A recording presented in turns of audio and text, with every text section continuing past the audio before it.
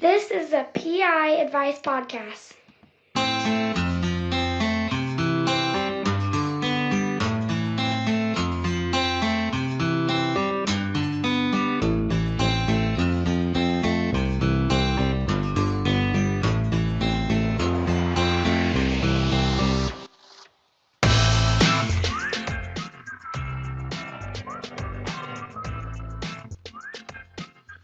What's going on, guys? This is Andrew with the Private Investigator Advice Podcast, coming to you live from Tacoma, where there's sun. It's a miracle. It is a miracle. So I'm hoping you guys are on your way to work, and I am just helping you pass the time by. So if you're new to the podcast, my name is Andrew, and I'm here to guide you on your private investigator adventure, or to just share my adventures. Wherever you're at in your career might dictate what you listen to me for. I'm kind of here for those people who are just trying to figure out, is this the right job for me? Or maybe you're in the industry and maybe you're just looking for someone to listen to, or maybe you're looking for some tips that I might have up my sleeve to share with you. Yeah, or maybe you're just new to your business, and you're like, what am I doing? Is anybody else going through this with me? And yeah, I am. And so, thanks for tuning in. I know it's been a while and I apologize. It's been a rough month, man. It's, lots been going on, and you're just trying to, and I've said before, whenever I go on these big droughts of podcasting, it's only really because I'm working too much and I don't have any free time to give to this. And I can write blogs in the car and stuff like that, but I can't make a podcast. As much as I would love to have that kind of setup, I don't. So, and if you guys don't know, if you guys haven't checked it out, I do videotape my podcasts. And so you'll see like info stuff on there, like I might be talking about something specific, and you'll see, if you're like, what is he talking about? You can watch the video and it'll have pictures of it. Most of the time I do some, after effects, I guess you can call it, to the videos to make them a little more interesting, instead of you just staring at some guy talking on a microphone, because that could be boring, if you know what I mean. So basically, like the past 3 weeks or so, I've been working 12-hour days, and wow, for 3 weeks, I think I got a couple days off in between there, but it is brutal. And it's like brutal not just because it's a 12-hour day, because 12-hour days, they're great. I mean, money wise, they're great. Don't complain about that. But your body sitting for 12 hours is brutal. So when I'm like getting home, I feel like an old man, like I'm barely getting out of the car, like I've got to like walk around, throw some darts for 30 minutes. And the day's over. Family's all going to sleep. I can just squeak out my note, my report real quick, and forget about it. I'm off to bed. But yeah, no, it's hard on the family. Your kids don't see you and whatever. Can't get anything done, right?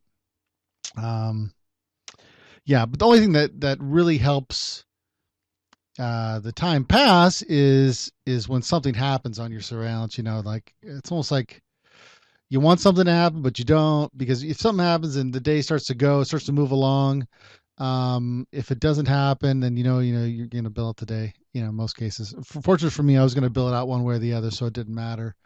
But yeah, so that's what I've been doing, and thank you guys for emailing me still and commenting on videos. Keeps me thinking about new ideas for the podcast and things like that. So I do appreciate it. And if you guys do get a chance, you guys can go to iTunes, search for the podcast in there, and search the PI Advice Podcast, and leave a comment, leave a rating, a review. If you guys enjoy it, if you don't enjoy it, whatever, just give it a review. If you do, I would hope that if you enjoy it, you take the time, go and leave a review so other people can find it. And I also got to thinking about something. Right now, like I totally I totally expect most people to find this podcast and go through it, and maybe you go through all the blog, and maybe you go through the 40 videos or whatever that's on there.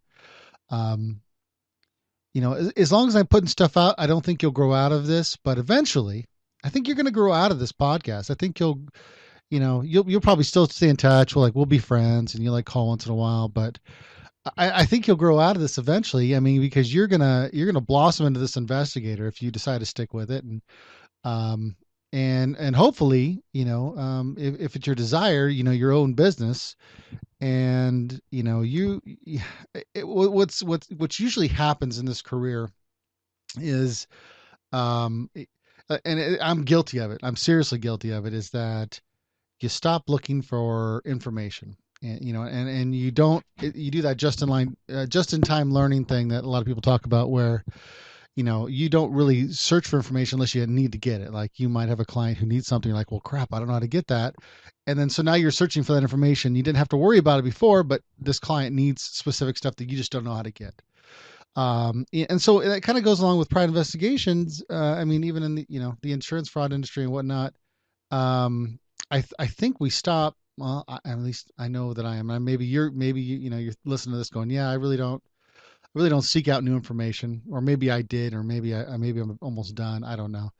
But I'm guilty of it. I like, until I started getting into this podcasting thing, to this blogging thing, I was stale. I mean, I was like, I don't need to learn anything anymore. I pretty much know it all, which I don't.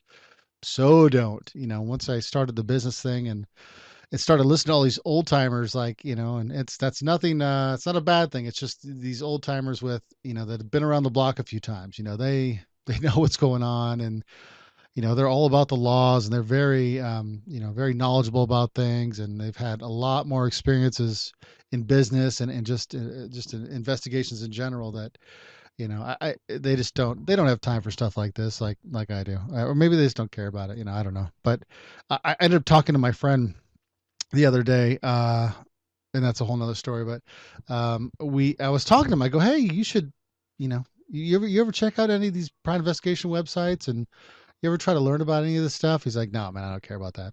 I go, you just kind of just. He's like, yeah, I just want to do what I do, just do my surveillance. he's and go home. I'm not trying to learn about anything else. And for him, that's kind of his comfort zone. Like, he's very content just doing surveillance. Just, he pretty much knows all the tactics there are, to be successful, and he's very successful. And I guess unless he's out of his comfort zone, which I know a lot of people don't make moves to learn certain things until they're out of like their backs against the wall. Um, so yeah, he's just like, I mean, he's a friend of mine. I've known the guy for like 9 years, and he's like, yeah, nah, I'm not interested in that stuff. I'm like, okay, but I'm that guy. I was that guy too, and I'm still, kind of begrudgingly every now and then don't look for stuff, even though I should be trying to learn more. But I would say, don't be that guy or gal. Keep learning, because that's the only way that you're gonna be able to spread your wings, and learn more things, and get more clients. And when you start your business, you won't just be stuck in one niche, and be afraid to do other things. So, anyways, what else? Oh yeah, so I grew a beard. Like, I think since the last podcast. In fact, since the last podcast, lots happened. I don't know if I shared this. I just had a 10-year anniversary with my wife, and we went and went to the ocean. Spent the night in the ocean, or away from the family, away from the kids. Spent some time together for our anniversary to celebrate it, and just messed around. But I started growing a beard right then, and then so it's almost been a month now. I've got a month worth of beard on me right now.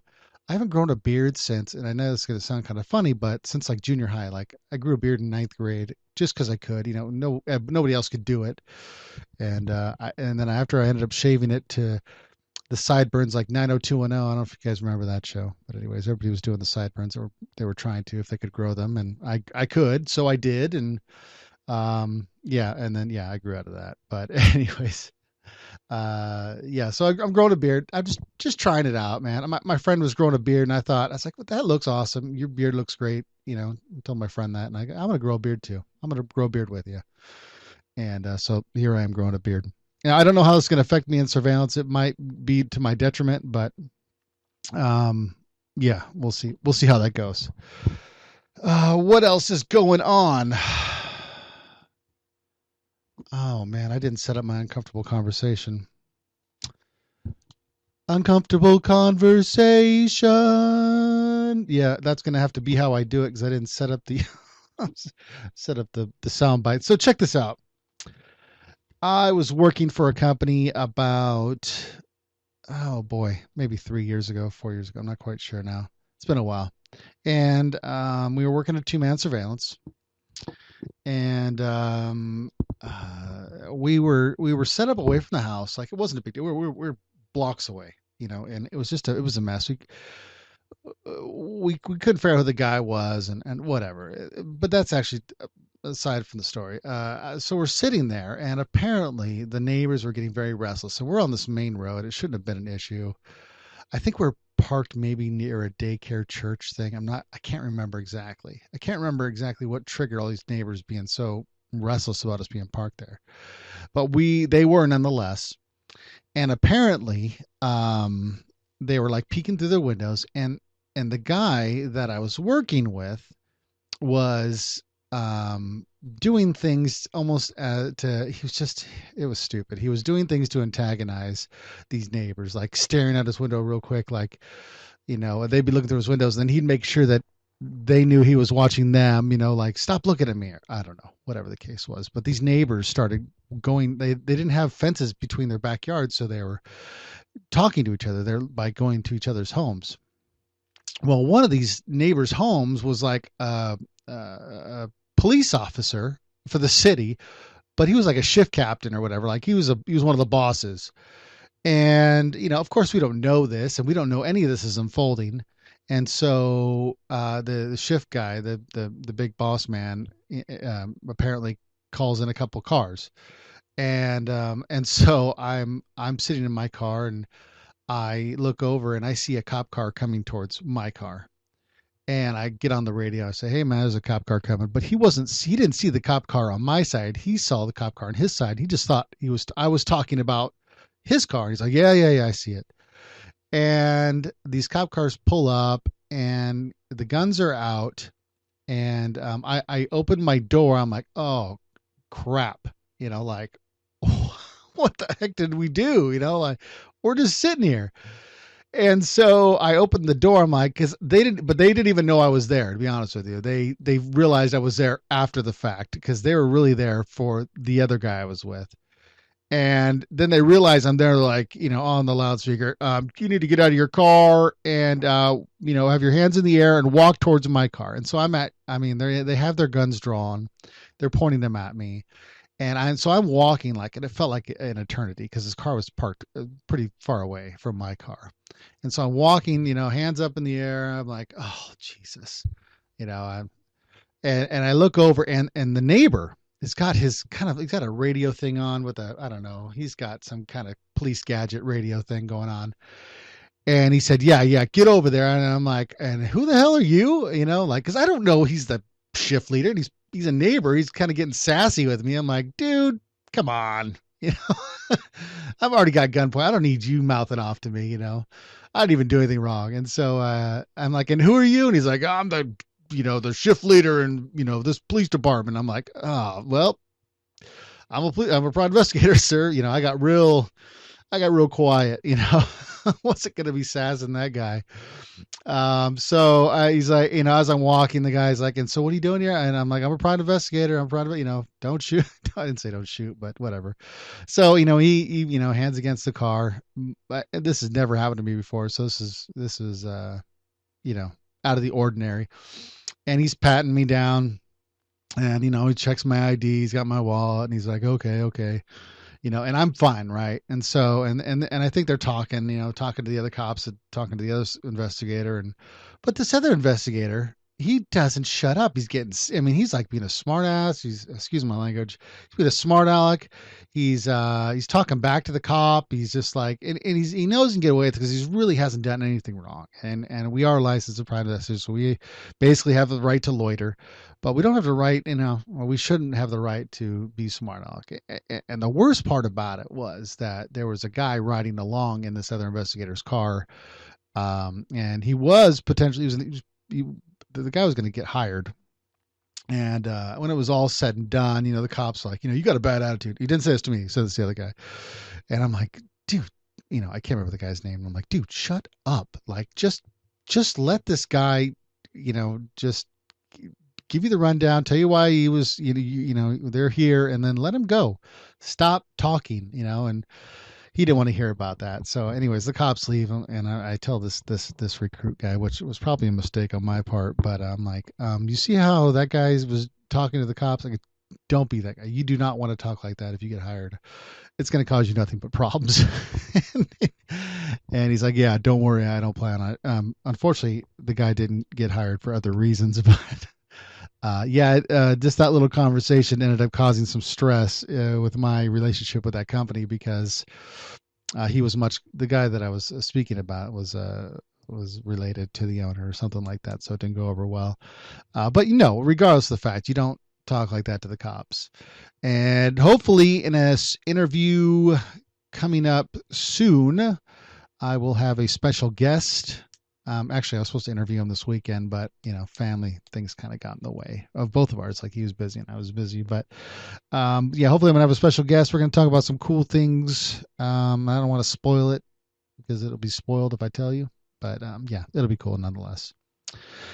But okay, so we'll go ahead and move on to the main content. So I wrote an article, and I'm sure you read it because you guys read everything I write. Not. It's how to break into the insurance investigation industry. What's worked for me and what I've known has worked for others, right? And so,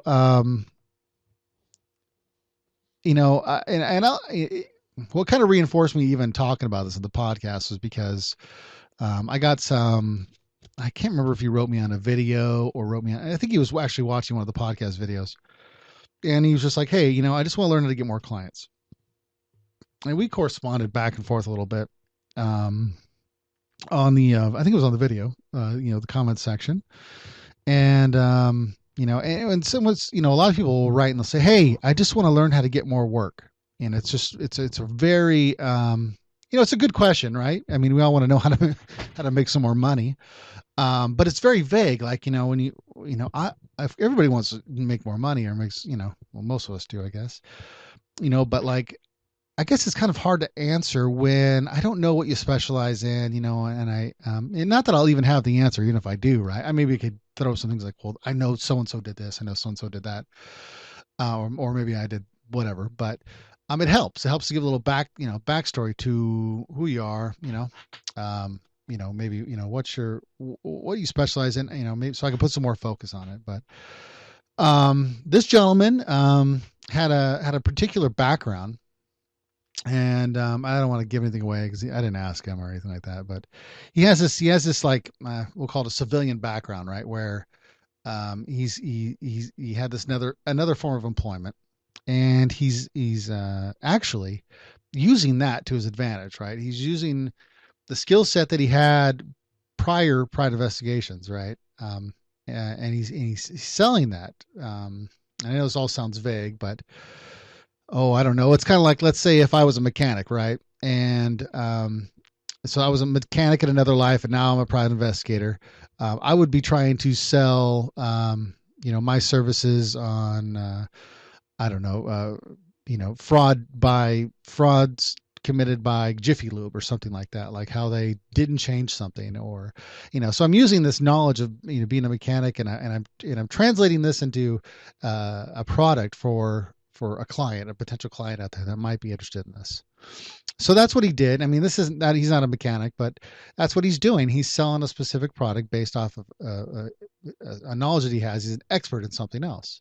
And I thought that was great, but he wants to do more. He wants to expand, And so, what better time to to talk about how kind of like I broke into or how you can break into the insurance industry, and what I've done, what I've seen others done or do, excuse me, what I've seen others doing.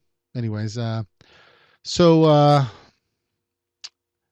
yeah, I guess to be honest, I've probably worked for every big client out there. Like I've worked for a company, but the company had X client, whatever it was. The Walmart, the everybody out there. I've probably worked their case, some client at least one time, and so I know what their expectations are and things like that. So you don't have to be brilliant to get into this industry, right?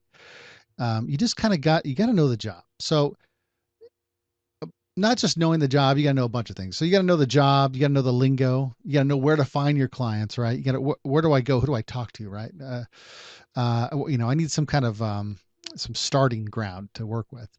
You need to be good at what you do. You gotta promise something no one dares to promise, and then you got to provide an awesome product, right? So it's like you can get that client.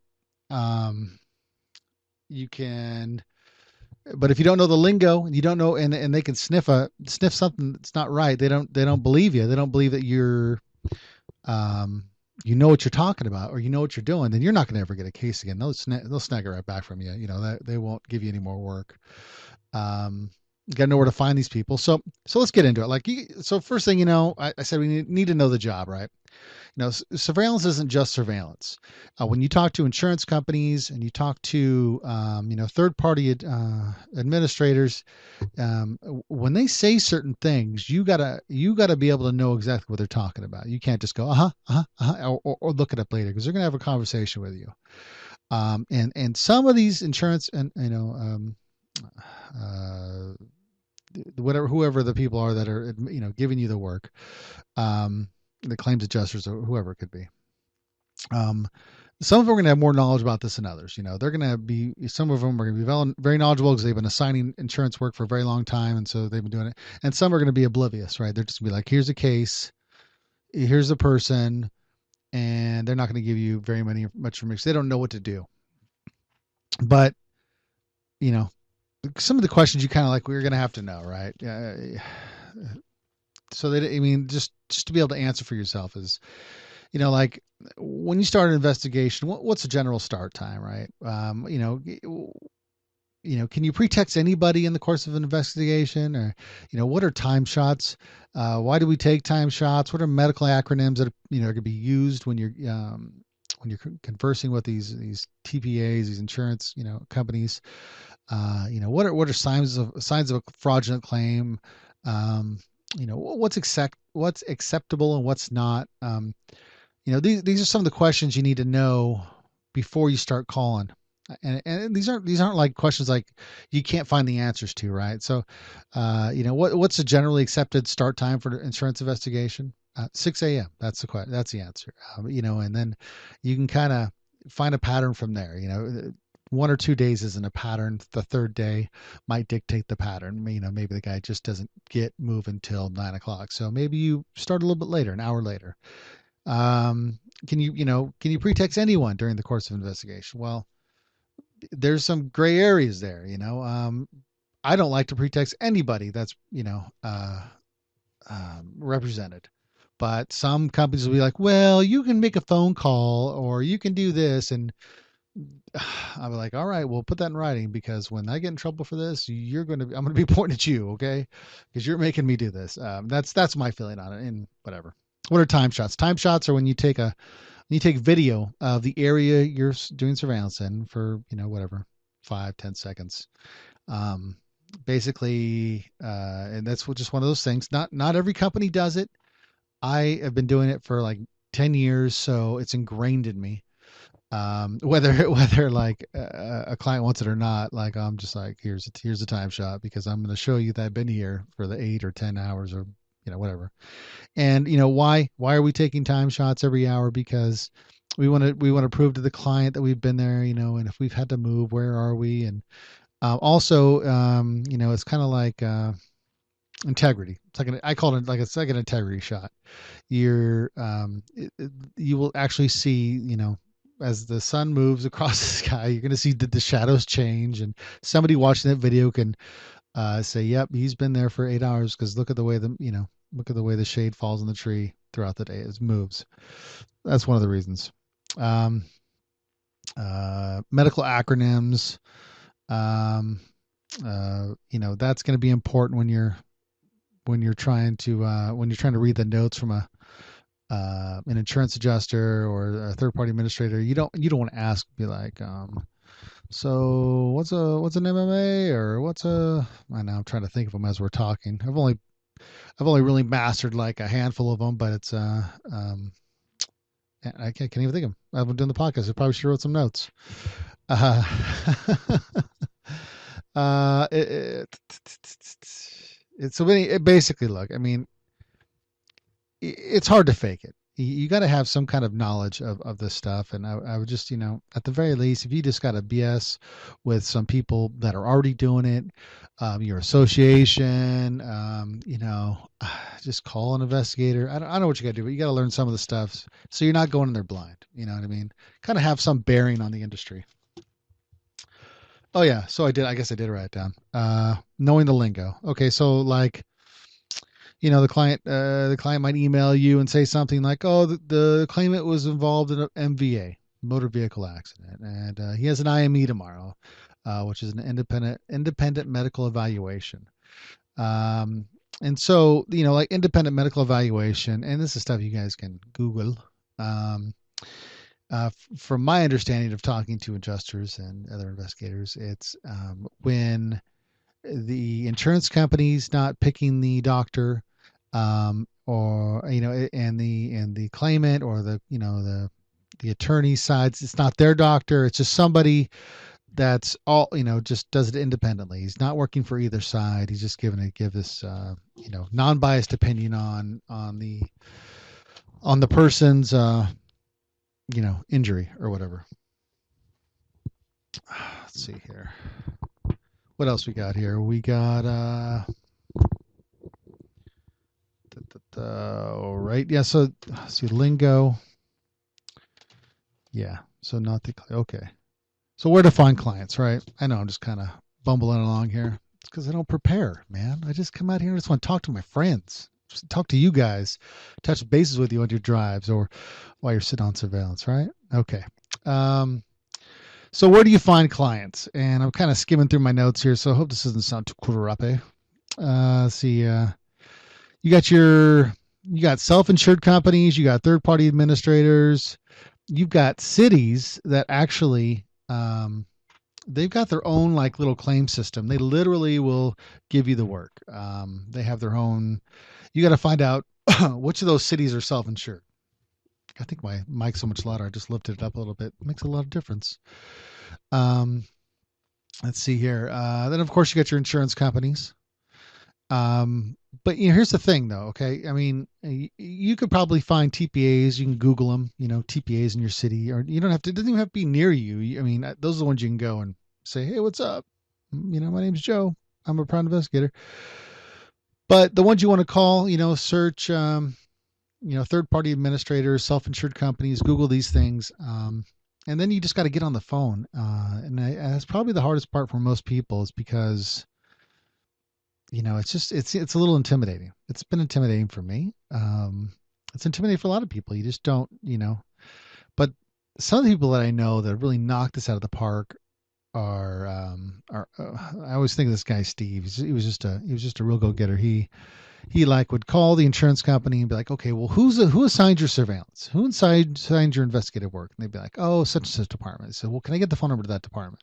So you get the phone number to that department. He'd be like, "Hi, my name's Steve, yada yada. I'm an investigator. I'm trying to find out who assigns the surveillance work or the recorded statement work. Who does that? Who's in charge of that?" And they'll be like, "Oh, Susie." And well, hey, can I get that number? And so he'll leave a message for Susie, or he'll get a hold of Susie, and they'll talk about it. And like she's like, "Yeah, we do investigations. We very rarely ever assign it out. We have specific investigators in house or whatever the case may be, but, or they'll be like, yeah, actually, you called at the right time. We just happen to be looking for somebody at the moment. We are not very happy with the person who's doing the work right now. And then, now you get your foot in the door, but it's going to be a process for you. It's not going to happen overnight, but, that's some of the, places to get started. Um, and I bring up my friend Steve. He was literally calling a lot of these places. He happened to call a school district, and the school district was self-insured, and he got a hold of me. He's like, "Hey, can I send you some information about my company?" And he was like, "Yeah." They're like, "Yeah, go ahead." And he sends him his little, his pamphlet or whatever, his card, and I don't know. I think that was it.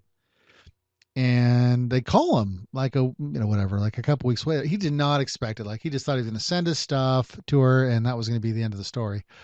Well, he turns around. They assign her some statements, and I don't know if I remember correctly. It was like $350 for the first statement, and these things only go a couple hours, like to do at the most. And then he was like, and then like $75 for each additional statement on site or something. He had some kind of thing he was doing. Well, he just started knocking them out of the park. And then the next thing you know, he's making, this is just one client, mind you. He made like $60,000 that year off of just one client. That's all he did was just do statements for this client. I don't really think we did any surveillance for them. I don't remember. It's been a while. He actually, he ended up, I don't know. He ended up like, I don't know. I worked some of his cases or something. I can't, it's a long time ago, but I mean, just think about it from, he was on the phone every day. He finally got one client to bite, right? And I think this took him like 3 or 4 weeks to do, but he was on the phone, just pounding the phone, just looking for clients, calling. And then he gets it. And then that kept him going. That fed his family for an entire year. So you guys think about that. I mean, none of this is easy, right? I mean, if it was easy, everybody'd be doing it. And, there's always some better investigator out there. There's always some better price. There's always some better promise. Sometimes you just got to get lucky. But you just can't give up. That's the main thing. It's a battle. And I mean, a lot of guys are defeated. Like I'll get comments and stuff on the blogs like, don't be a private investigator. They don't charge, never will I tell you this is an easy gig. Never. I mean, you can't, there's nothing guaranteed. A degree won't get you a job. It might help, but it's not going to guarantee you a job. Experience doesn't necessarily give you guarantee you. It's just a lot of like, you really got to be it. You really got to, I'm sorry, not be it, but you got to really want it. And so, especially in your own business, right? Like it's survival mode. A lot of guys start off small, still working a full-time job, and then they kind of gradually get themselves in. Some people just throw themselves in. So anyways, let's move on. Associations and conferences, I kind of put these together. You got your associations. Like I always bring up Wally. I think the people in Wally are great. I think there's some great success stories just in Wally. Some come from, former law enforcement officers, turned private investigators. So there was this one lady like, Linda Montgomery in Washington. You can just look her up. This lady's been around for like 20 years, super successful. Got the nice, she's got like an office in Seattle or Bellevue. I can't remember where it is now. I've been there. It's impressive. I mean, for an investigative agency that doesn't like specialize in, it's not like some, I don't know, like some big insurance, investigative industry or a company. Anyways, sweet lady, very knowledgeable, very smart. Been doing this 20 plus years, if I'm correct. Did some big cases. But anyway, she's in my association, and you learn from these people, and you learn where to find work. And let's see here. You learn about different things you might not have heard of, different resources. I mean, that's one thing I'm still working on, is getting out of my shell, learning different things that I might not ever learn unless I go out and talk to these other guys that have been doing it 20 years. I mean, I've only been doing it 10. And in that 10, I've only really kind of specialized in one thing. And these guys have done a lot more. So But also you get to network at these associations, not just learn stuff, but you're shaking hands with guys from big security agencies, and maybe you call them, maybe you go get a beer with them. I don't know. I mean, you got to network. I guess that's the main thing. And then and so the conferences, there's conferences all over the place, and if you, I don't really keep track of them. But they're always like Florida, and there's New York, and if you ever tune into the American Private Investigator, they always talk about some kind of upcoming a conference that's going on, and if you join enough Yahoo forums or whatever, you'll eventually find out what's coming near you. But I mean, one of the easiest ways is just go to your own association conference, and like Wally does it twice a year. And I just happened, like I went to the first one when I joined Wally. I really loved it. I just loved it. And then that's not like expensive or anything, but I just happened to be like working and I didn't sign up in time, and I just happened to be just overwhelmed at the time of these conferences, so I've missed a few. But one's coming up, and I'm going to go and hopefully go with a couple of people that I do know around here. So yeah, it's also oh yeah, here's another thing. Like, when you belong to association, I was new to this association, and I got a call from a guy. He's like, "Hey, I need to vend you out. I need you to be a vendor of mine." I'm like, "Oh boy, yeah, sure. How did you find me?" And he's like, "Well, I saw you on the Wally list." And I go, "Well, there's a lot of people on the Wally list." He's like, "I don't know why I picked you, man. I just I think if you had whatever I was looking for." I go, "Okay, well, whatever. That's cool with me." And so what this guy did though is he went and called the this is like 2 years ago, by the way. He went and called whatever the head of Wally. It was the Wally president at the time, and the Wally president was like, "Well, have you ever heard of this guy?" And the Wally president's like, "Honestly, no, I don't know him personally." And that's all he really said. But if I would have networked out to this guy a little bit better, that in Wally, and shook his hand maybe one day and said like, "Hey, I'm Andrew. I've been doing this for 10 years and I'm so awesome." Maybe you would have had some reference like, "Yeah, I know that guy. I trust that guy. Yeah, you'll be fine with him." But yeah, anyways, long story short, things ended up changing. I didn't get the gig. And it might have been just because this president didn't know me, and then I'm just some guy on a list after that. But a lot of things have, happened since then. So, but it doesn't hurt to be on those lists and network. Let's see. Promise something that nobody dares to promise. I don't want you to lie to your potential clients. I don't want you to lie to the insurance adjusters. Don't say I will never lose a claimant. Don't say I will get video every single day, because it will not happen. But here's some things you can promise that a lot of people don't like to promise. One of the things that made some of the companies that I've worked for successful in the past was they would promise timelines. They would say things like, from the day we get the case, it will be worked within 2 weeks and in your hands by whatever, the third week, or within 21 days of receiving the file.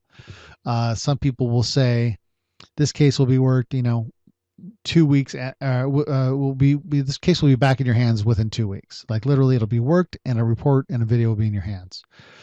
Nobody wants to promise that, but the people who do, it's a selling point. It's you're promising something that or maybe you say, maybe you even get more daring. You say, if you assign 3 days of surveillance, I'm going to give you $150 off. Or if you, I'm not going to even charge you. I will work this case, and if I can't find this guy, then I'm not going to bill you. Just not going to happen. Maybe you give me your worst case, you might say, and let me work it, and just give me a chance and let me see what I can do. Maybe the guy's burning everybody. All right, he's caught onto every investigator out there, but this we got to get this guy. And so you go out there and he never knows you're there, and you videotape him and he's roofing, and you just knock him out of the park. Just think of the possibilities with that client you might have. It just might be, they might be like, this guy's a rock star. We gotta keep him going here, or we're gonna throw him cases all the time. So that's just another maybe angle that you might go when you're talking to these potential clients. What else we got here? Actually, that whole promise, it didn't occur to me. The promise, something that no one else is willing to promise. I read that on E-Myth Revisited, right, on Audible, and it reminded me of these times where the companies I was working for were making these promises that were just were hard to keep, but we did. It was crazy. But so I can't take the credit for that statement, by the way. I'm just giving the credit where it's due. Um, Also, you want to provide an awesome product. So let's make sure your reports look nice. Put some pictures in your report. Make it pretty it up because people like pictures, man. People like to look at things. Um, make check your spelling. Make sure your spelling's, the sentence structure is good. Make sure you're very descriptive. Obviously you want to get video and you don't want it to be shaky. And these are just the basics, right? I mean, this is nothing special, but just master the basics. Put out an awesome product. What else? Actually, while we're on the topic of providing an awesome product, and this is kind of off topic, but I had some, I can't remember the exact conversation, but it was on Facebook. It was on the Facebook page for the PI Advice website or whatever. And it's of my belief that you gotta be experienced, because essentially if you're not experienced, or you don't know what you're doing. I don't want to say totally experienced, because not everybody knows what, not everybody's mastered everything, and this is the investigation world and there's no promises on anything. But if you're going there and you don't know what you're doing, then you're doing a disservice to your client. And there was another investigator out there that said, well, I don't necessarily agree with that. And he says, if you can't sell to the client, then you'll never have a chance to show them what you have, it's a true statement. It really is. But I guess even though it's valid, and it really is valid. If you can't sell yourself to a client, then you're just, it doesn't really matter how good you are at anything, right? But it still, you gotta practice your craft. Because otherwise, the biggest amount of BS you give a client, right? Like, I will do this and I will get the answers, and whatever the investigation is, you got to know what you're doing, right? You can't. It's very difficult to BS your way through everything. And so take the time, take some, go to those conferences, learn some things, and network when you're there. Make sure you shake everybody's hand, say hi. My name's Joe. My name's Andrew. I do insurance investigations. I am a surveillance maniac, and I'm very good at it. So, what, dude? If you're ever in a jam, you need some help. And what do you specialize in, Joe? You specialize in defense, or whatever. Cheating spouses. Do you mind if I refer some work for you? Are you pretty good at it? Yeah, yeah. Oh, you are. Okay. Well, I'm going to refer some work to you. Because I'm not too fond of that kind of work. So, and I do get calls for that frequently. I never knew who to call. So, anyways. Yeah. Okay, cool. Let me tell you, that'll go a long way with the people you work with, or in the association, and they'll remember you. Now, you might not get work tomorrow, and I wouldn't do it to automatically believe that they're going to reciprocate that offer or that work. Don't expect that. But you're going to build goodwill in the community, and you're going to be in this for the long haul, right? You want to make some friends in the association that you're in, right? So we got to sum it up here. So know the job. You got to know the job of the insurance. And this is actually going to apply to anything you're selling to anybody, right? Just know what you're talking about. So when you're having that conversation with a potential client, you can say, yeah, I know what you're talking about. Oh yeah, I understand that. Know the terminology. I gave two that I could remember offhand: motor vehicle accidents and IMEs. Happens a lot in the insurance investigations. Slip and falls, and I don't know, they always come up with some new acronym that I don't know. Let's see here. Belong to associations, go to conferences, and hit the phones, people. And if you can not only hit the phones, hit their offices. See if you can stop in or make an appointment with them, or hey, can I take you to lunch? Maybe you don't talk about business. Maybe just hey, how you doing? I don't know. Bring him lunch. I don't know. Uh, be good at what you do. So you want to provide a quality product. So you get that first case, hopefully from them, right? And you just knock it out of the park. I know one guy, and he told me, in fact, told me this last week. He's like, if I don't feel like I've done a good job for my client, he's had this client for like a year, right? He says, if I don't feel like I've done a good job for him, I might just knock a day off. So I might work 3 days for him, only charge him for two. And I was like, well, of course, this is your business. If you're working the case and you knock off one day, it's not the end of the world. You're saving a client potentially, and you're still making a lot of money. So yeah, you gave him a free day, but you didn't feel like it was, you didn't feel like you earned that third day. So whatever, you're building goodwill with that client. So yeah, that's basically it, folks. I probably didn't do as good a job as I want to expanding on all this stuff, but there are a lot of clients out there, and some of them, they're not like, oh, I only assign surveillance to, X company. Some have like 3 or 4 people companies they do it with, and they just rotate. Not everybody's available. G4S, a huge company, right? Nationwide, worldwide, security, investigations. I know that sometimes they're just booked out. They are just booked out, and they have to, vend things out to other people. And I know that, some, TPAs, they've got like 6 or 7 companies on a list, and they just throw the work out there like, look, who can who can cover this? Because sometimes the one they always go to can't do it. So, it's like they got to go down a list. Like, so XYZ company, can you do this? No, you don't have you don't have any people available. Okay. Then they go to the next company. So don't think just because, this client out there has, somebody doing their cases, don't think that there's not enough room for you. There might be. So, definitely check that out. Yeah. Hey, don't, no, you know what? We're going to talk about Audible. Yeah, that's right. I been listening to a new book, and I don't have my phone. It's called, I think it's called, oh boy, I'm going to chew this up. Good and Great Companies, or something to that effect. I'm gonna put it on the screen here. So let's see. It's gonna be over here on the screen. If you watch the video, I'm gonna put it on here. I'm gonna do some post production. Something to do with good and great companies. And I don't know why I can't think of the name. Anyways, so this book is actually a really good book. I'd never heard of it before. I happened to I ordered some. I'm trying to make better videos, so I ordered some thing, and I'm reading this guy's stuff. He's like, okay, before you take my video course, he's like, read this book. Just stop what you're doing, read this book. So I'm like, crap, I'm not gonna open a book. I don't have time for that. And I'm like, yeah, let's see if this bad boy's on Audible. Boom, Audible.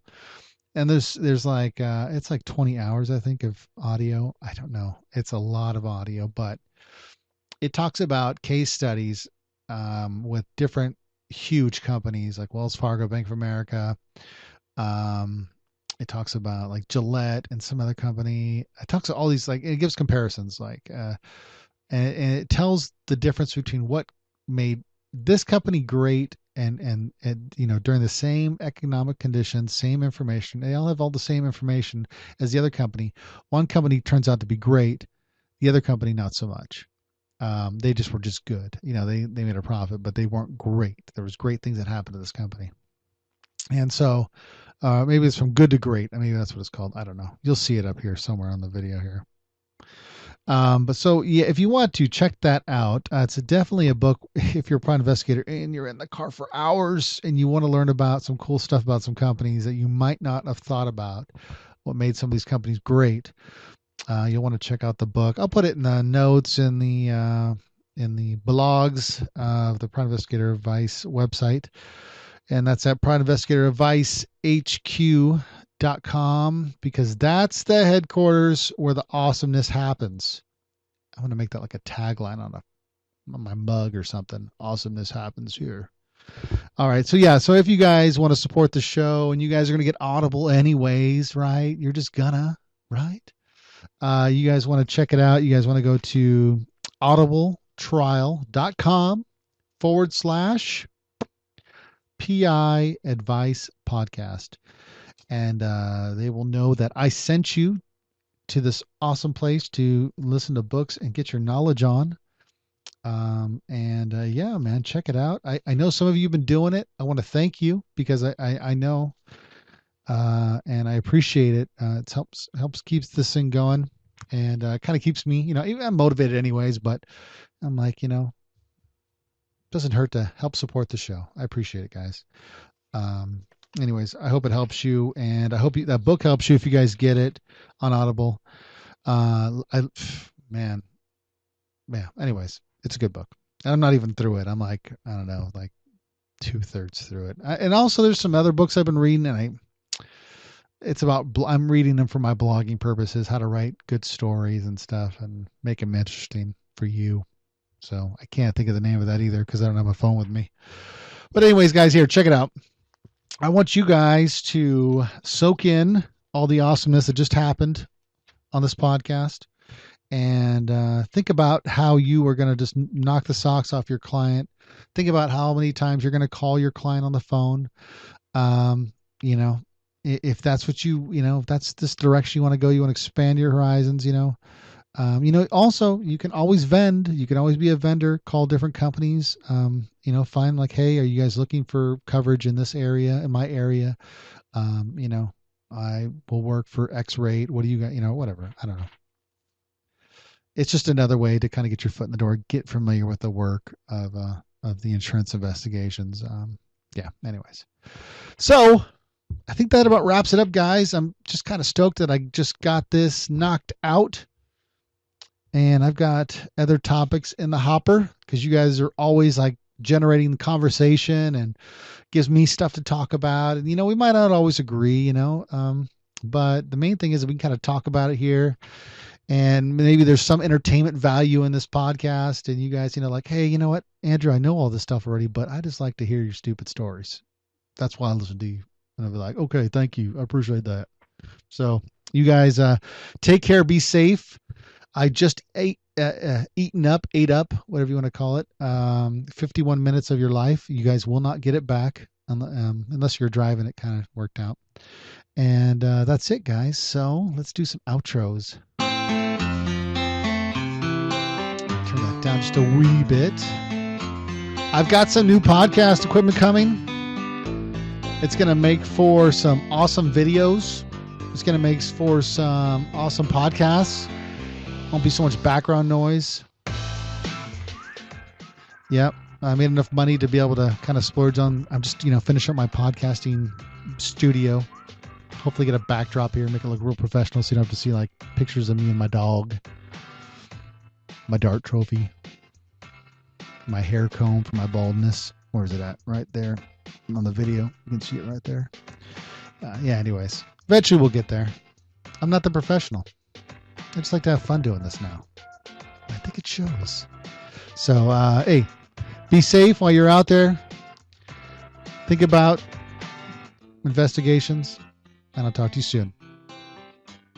Peace out.